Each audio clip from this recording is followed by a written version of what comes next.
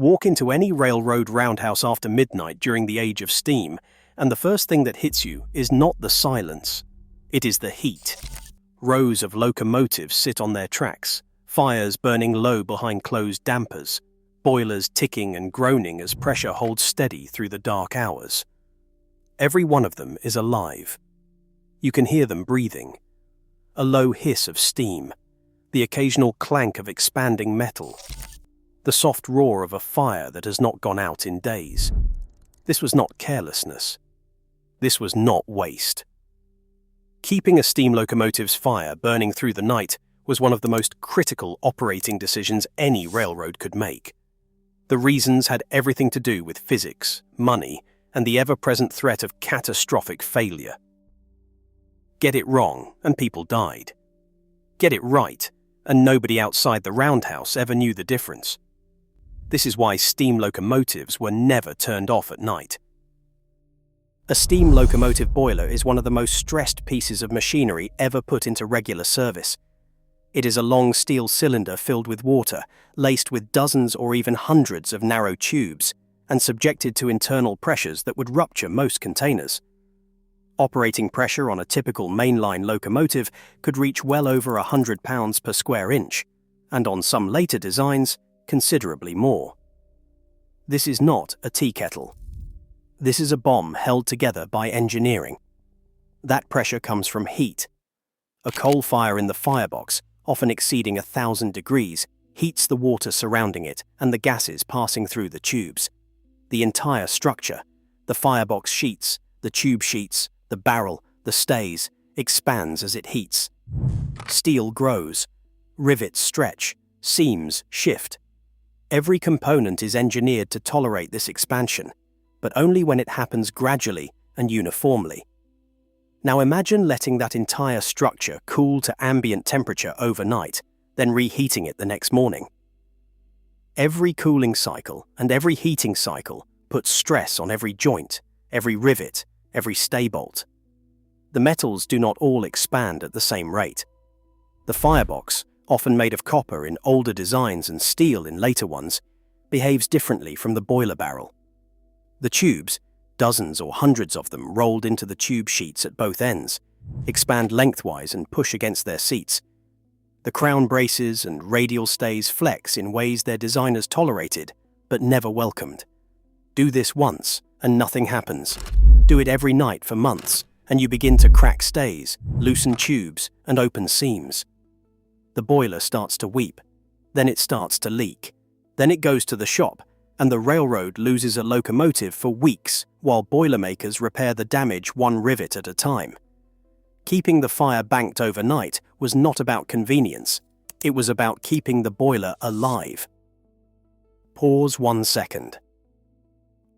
Even if thermal stress were not a concern, there is the simple matter of time. Bringing a cold locomotive up to working pressure is not a fast process. You cannot rush it. The boiler will not allow it. A hostler or fireman starting with a dead engine has to build a fire from scratch. Wood kindling first, then gradually adding coal, keeping the fire small and even across the grate. The water in the boiler has to heat slowly and uniformly. Too much heat too fast, and the bottom of the boiler expands while the top stays cold. That uneven expansion can crack a tube sheet or spring a seam before the locomotive has moved an inch. Impatience with a cold boiler has ended careers and occasionally ended lives. The process takes hours. A large mainline locomotive with a massive boiler could take the better part of a working day to bring from stone cold to full operating pressure. Even a smaller switching engine needed a long, careful warm-up period before it could move under its own power. There were no shortcuts. The physics would not allow them. Every fireman learned this early, usually from a veteran who had seen what happened when someone tried to hurry the process. Railroads operated on schedules. Freight had to move. Passenger trains had departure times printed in timetables and posted in station halls across the country. A locomotive that needed half a day just to wake up was a locomotive that could not earn its keep. The economics were brutal and simple. A banked fire kept the boiler warm and the pressure at a fraction of operating level, ready to be brought up to full steam in well under an hour when the morning crew arrived. Compare that to the alternative: a cold engine, a scrambling crew, and a train that sits at the platform while passengers check their watches. The choice between hours of dead time and a few shovels of coal overnight was not a choice at all. If there is one single reason why railroads feared a cold boiler above all others, it is the crown sheet. The crown sheet is the steel or copper plate that forms the ceiling of the firebox. Directly above it sits the water in the boiler. Directly below it burns the fire. In normal operation, the water absorbs the heat coming through the crown sheet and carries it away. The metal stays cool enough to maintain its strength. This arrangement works, but only as long as water covers the crown sheet completely. Not mostly. Not almost. Completely. The moment the water level drops below the top of that plate, the metal is exposed to the full force of the fire with nothing to absorb the heat above it. The steel softens. It sags. And when it gives way, the full pressure of the boiler blows downward through the firebox and out through the cab. The result is a boiler explosion. In the steam era, boiler explosions were among the most violent and deadly events in all of industrial life. They killed engineers, firemen, bystanders, and sometimes passengers in adjacent cars. The force could hurl a locomotive off the tracks, flatten nearby structures, and scatter wreckage for hundreds of feet in every direction. The sound could be heard for miles. What remained of the locomotive was often unrecognizable. What does this have to do with leaving the fire banked overnight? Everything. A cooling boiler changes the water level. As steam condenses, pressure drops, and the water behaves differently in the gauge glass.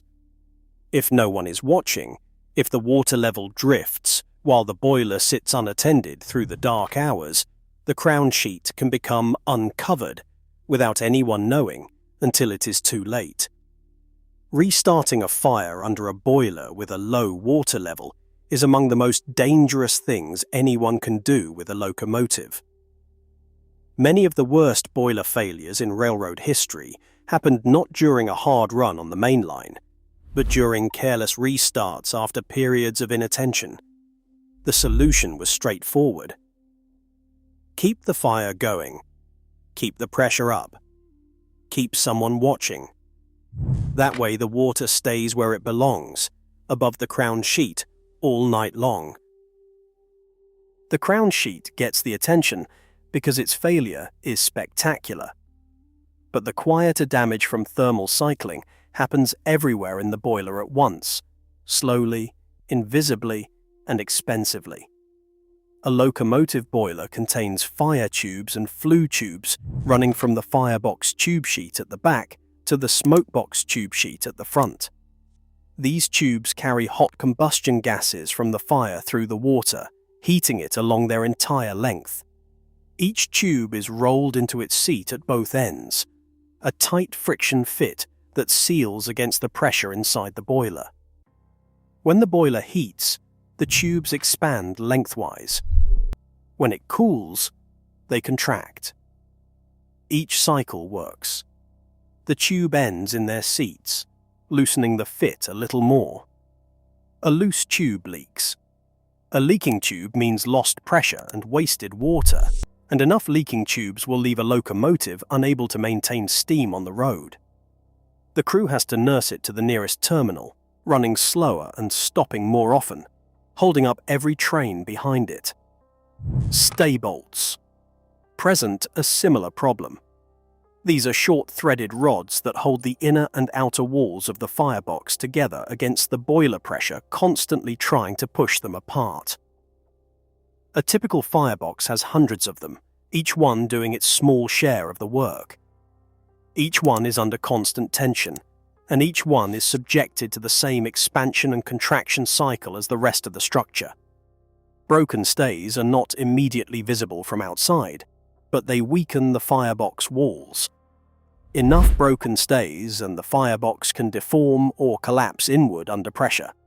A failure mode less dramatic than a crown sheet collapse, but just as effective at destroying a locomotive. The firebox does not explode. It simply folds, quietly, under the pressure it was built to contain. Railroad mechanical departments tracked tube failures and stay bolt breakages carefully. The records told a clear story. A locomotive that ran hot and stayed hot had fewer of both. One that cooled down every night and reheated every morning consumed maintenance hours at a rate no superintendent wanted to explain to the front office. Pause 1 second. Everything described so far applies in mild weather. In winter, the consequences of letting a locomotive go cold multiply dramatically. Water freezes at 32 degrees Fahrenheit, and a steam locomotive is full of water. Not just the boiler itself, but all the piping connected to it. Injector lines, gauge glass fittings, blow-down valves, the tender tank, the air brake system. Every one of these contains water or is exposed to water, and every one of them can freeze solid if the locomotive sits dead in cold weather long enough. A frozen injector means no way to feed water into the boiler. A frozen brake line means no way to stop the train. A frozen gauge glass means the crew cannot read the water level, which circles right back to the crown sheet problem in the most dangerous way imaginable. Frozen piping can also burst, because water expands as it turns to ice with a force that no fitting can resist. A burst pipe on a locomotive is not a household inconvenience.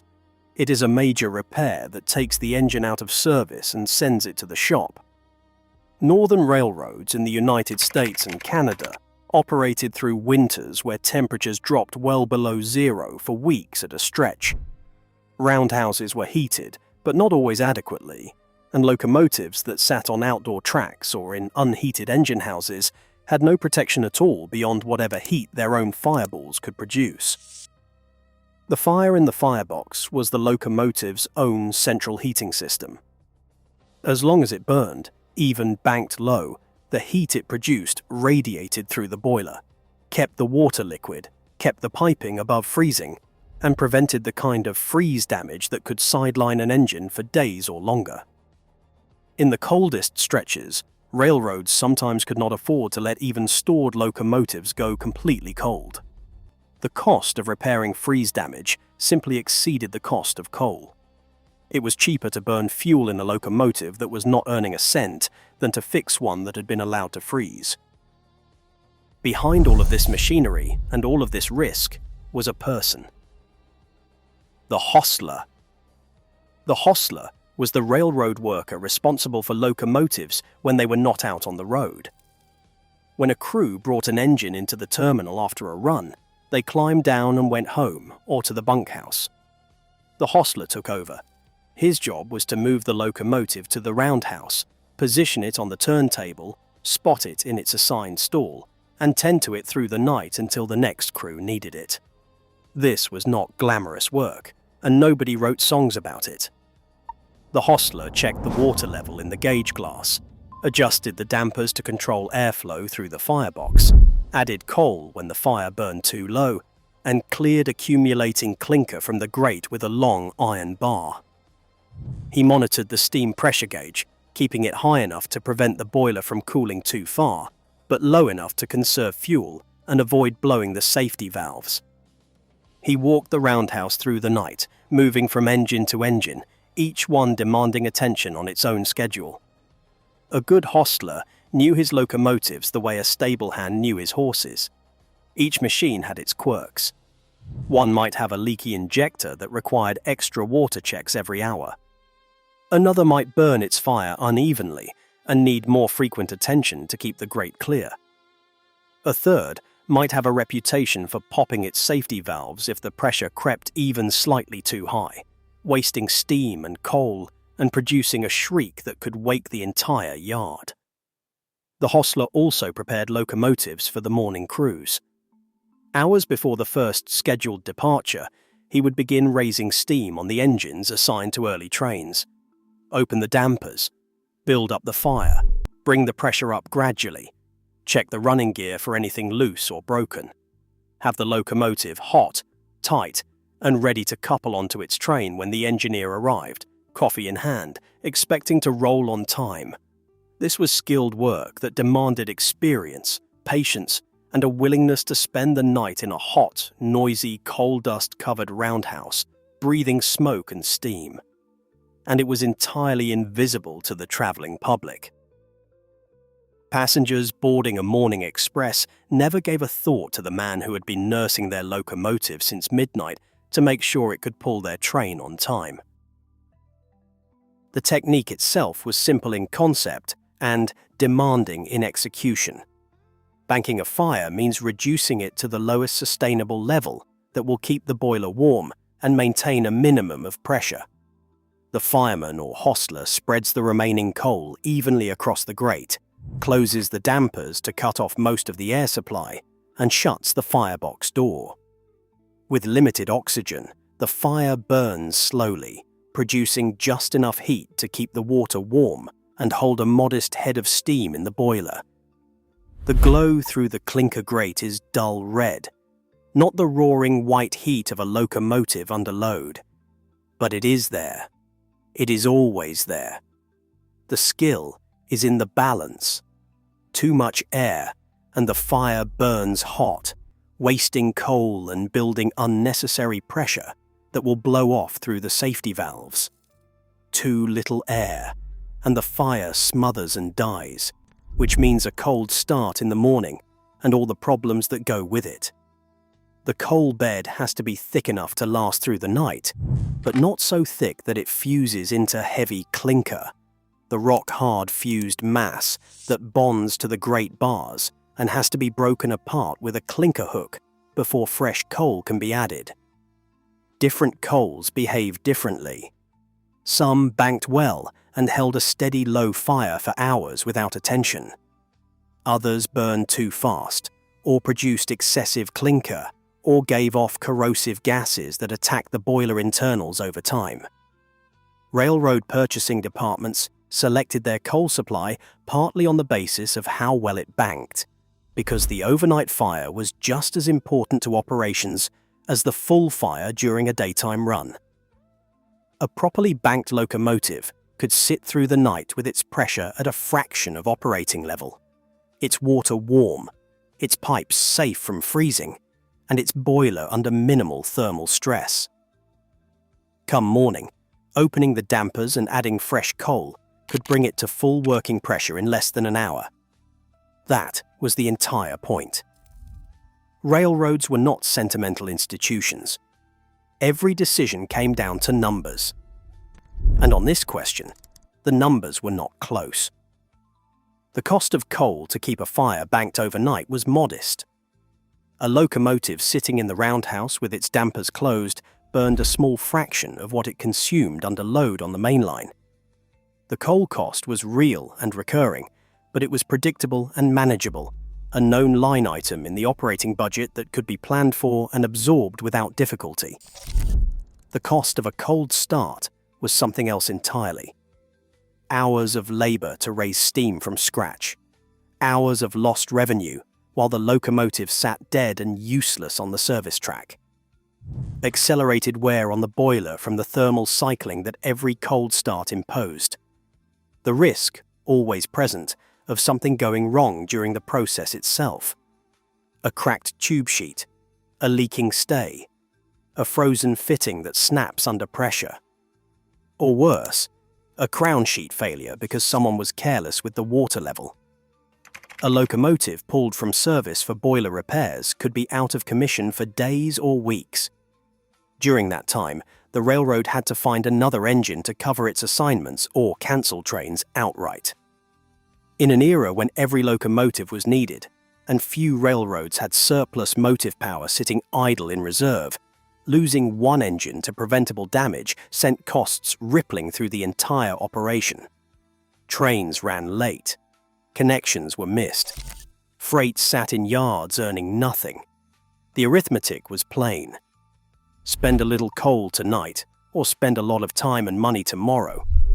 Every superintendent who understood his business chose the coal, and the ones who did not understand it learned quickly, usually after losing a locomotive to a preventable failure that cost more than a year of overnight coal bills combined. This reveals something fundamental about the steam locomotive as a technology.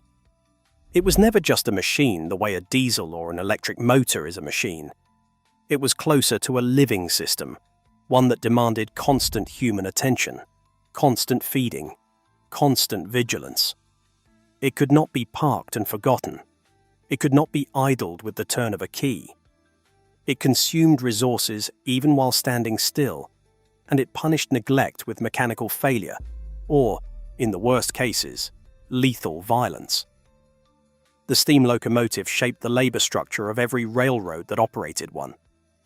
Roundhouse crews, hostlers, boilermakers, machinists, pipe fitters, fire builders, ash haulers, water pumpers, coal dock operators.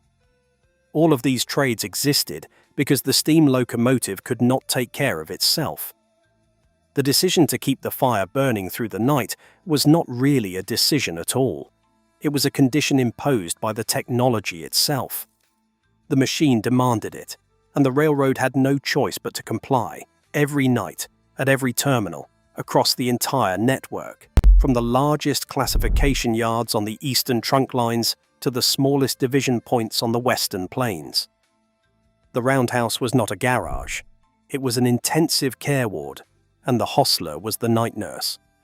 There were times when a locomotive had to go cold. No railroad could avoid it entirely. Boiler washouts were the most common reason. Scale builds up inside a boiler over time, deposited by the minerals dissolved in the feed water as it evaporates into steam. This scale coats the heating surfaces, insulates the metal from the water it is supposed to heat, and reduces the boiler's efficiency with every mile. In severe cases, scale can block tubes or restrict water circulation around the crown sheet, creating exactly the dangerous condition that railroads worked so hard to prevent. Periodic washout, draining the boiler completely and flushing the interior with fresh water under pressure, was mandatory maintenance on every railroad. A washout meant dropping the fire and letting the boiler cool. The process was not quick or simple. The fire had to be dumped, the boiler allowed to cool gradually to avoid shocking the metal with a sudden temperature change.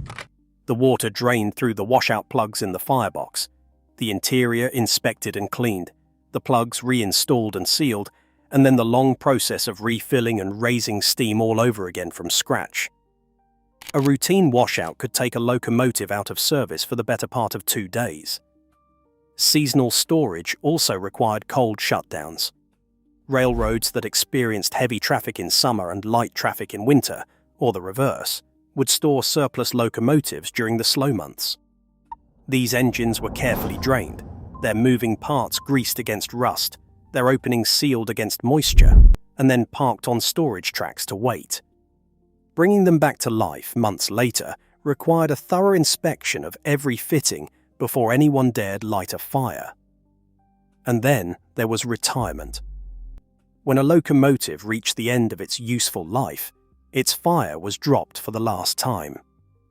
It went cold, and it stayed cold. Most were cut up for scrap within months, reduced to steel billets and cast iron ingots. A few survived into preservation, displayed in parks and museums with empty boilers and dark fireboxes, monuments to an era when the fire was never supposed to go out. Nobody drops the fire on a locomotive unless they mean it.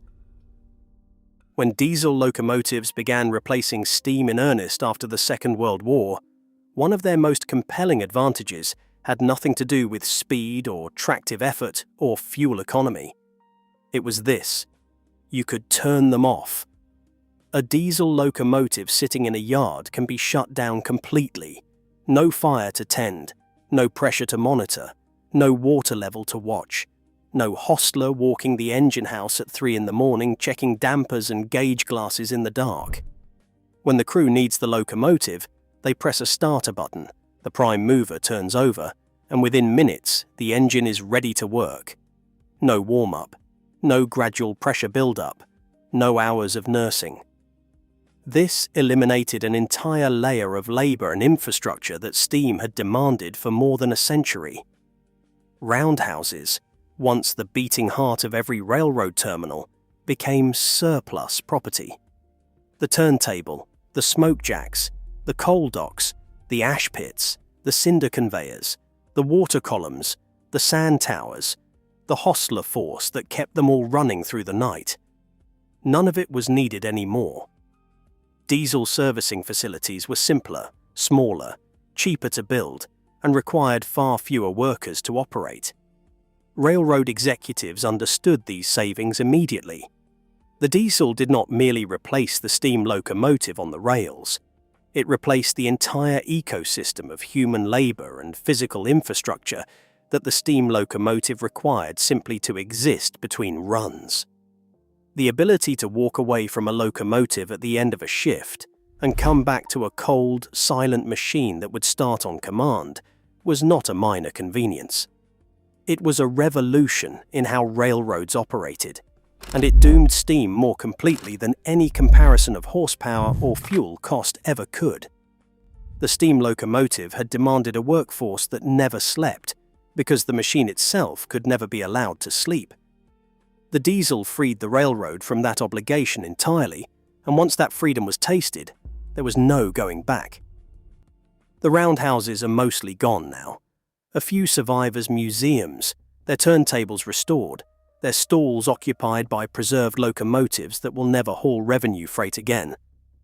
The hostlers are gone too, along with the midnight sounds of banked fires and hissing safety valves, and the quiet footsteps of a man walking his rounds between sleeping engines. The fire went out, and this time nobody relit it.